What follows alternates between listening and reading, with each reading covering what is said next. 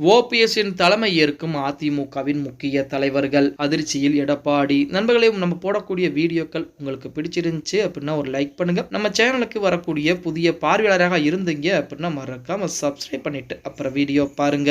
அனைத்திந்திய அண்ணா திராவிட முன்னேற்ற கழகத்திலிருந்து பிரிந்து வந்த நபர் தான் ஓபிஎஸ், அதாவது பிரித்து விடப்பட்டவர் அப்படின்னு. அப்ப அந்த காலத்துல எடப்பாடி பழனிசாமி இடைக்கால பொதுச்செயலராக தேர்ந்தெடுக்கப்படுகிறார். அதற்கு முன்பாகவே சசிகலா அம்மையார் இடைக்கால பொதுச்செயலராக தேர்ந்தெடுக்கப்பட்டாங்க. அப்பதான் எடப்பாடி பழனிசாமி முதலமைச்சராக மாற்றம் செய்யப்படுகிறார். அப்ப எடப்பாடி பழனிசாமி அவர்களை எதிர்த்து நமது சசிகலா அம்மையார் ஆகட்டும், அதே போல பாத்தீங்க மற்ற நபர்கள் எதுவுமே பேசாதனாலதான் எடப்பாடி பழனிசாமிக்கு முதலமைச்சர் பொறுப்புகள் கொடுக்க ஓபிஎஸ் அதிமுக முதலமைச்சர் பொறுப்பிலிருந்து இறக்கி விடப்படுகிறார். அந்த சமயத்தில் தான் தர்ம யுத்தம் என்பது ஆரம்பிக்கப்பட்டு அந்த தர்ம யுத்தத்திலே மிகப்பெரிய ஒரு வெற்றி வாய்ப்பையும் பதிவு செய்தார் ஓபிஎஸ் அப்படின்னு. அதற்கு அடுத்தபடியாக அதிமுக சசிகலா அம்மையார் சிறைச்சாலைக்கு போறாங்க. உடனே அதிமுக ஓபிஎஸ் இபிஎஸ் ஒன்று சேர்ந்து சசிகலாவையும் டிடிவி நீக்கிறாங்க. அந்த தகவல் நம்ம அனைவருக்கும் தெரியும். அதற்கு அடுத்தபடியாக அதிமுகவுடைய முழு அதிகாரம் நம்மளுக்கு மட்டும் தான் இருக்க வேண்டும் அப்படின்னு சொல்லி நினைத்த எடப்பாடி பழனிசாமி தொண்டர்களை திரட்டிக் கொண்டு அதிமுக இருக்கக்கூடிய முக்கியமான தலைவர்களையும் திரட்டி அதன் மூலமாக ஓபிஎஸ் அவர்களை வெளியேற்றுகிறார். ஓபிஎஸ் வெளியேற்றப்பட்டதிலிருந்து பார்த்தீங்கன்னா இன்று வரைக்குமே போராட்டங்கள் என்பது நடத்தி கொண்டுதான் இருக்கிறார். இப்ப கொஞ்ச நாட்கள் அந்த நாடாளுமன்ற தேர்தலுக்கு பின்பாக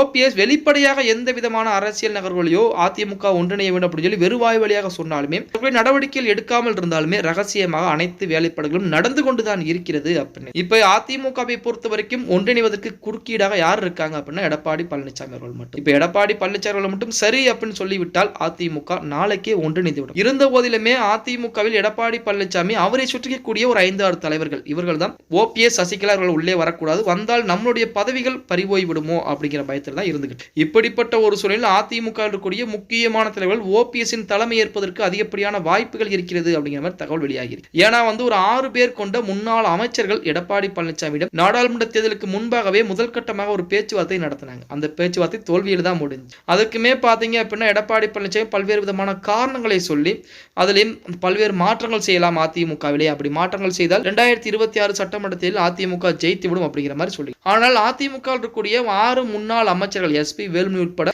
6 முன்னாள் அமைச்சர்கள் 2ஆம் கட்ட பேச்சுவார்த்தை என்பது நடத்தப்படும் அப்படிங்கிற மாதிரி அறிவிப்பு கொடுத்திருந்தாங்க. இதுவரைக்கும் நடத்தப்படும். அந்த 2ஆம் கட்ட பேச்சுவார்த்தை என்பது மிக விரைவாகவே நடத்தப்படுகிறது. அந்த 2ஆம் கட்ட பேச்சுவார்த்தையும் தோல்வி என்பது ஏற்பட்டு விட்டால் எடப்பாடி பழனிசாமிக்கு எதிராக அவர்கள் போர்க்கொடி உயர்த்துவதற்கு அதிகப்படியான வாய்ப்புகள் என்பது இருக்கிறது.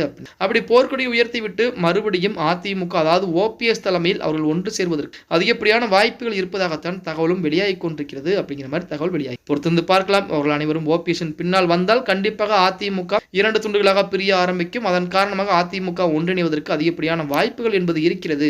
ஓகே गाइस, வீடியோ பிடிச்சிருந்தா மறக்காம ஒரு லைக் பண்ணி விட்டுருங்க. அப்படி இந்த வீடியோ ஃப்ரெண்ட்ஸ் அண்ட் ஃபேமிலிக்கும் ஒரு ஷேர் பண்ண மறந்துடாதீங்க.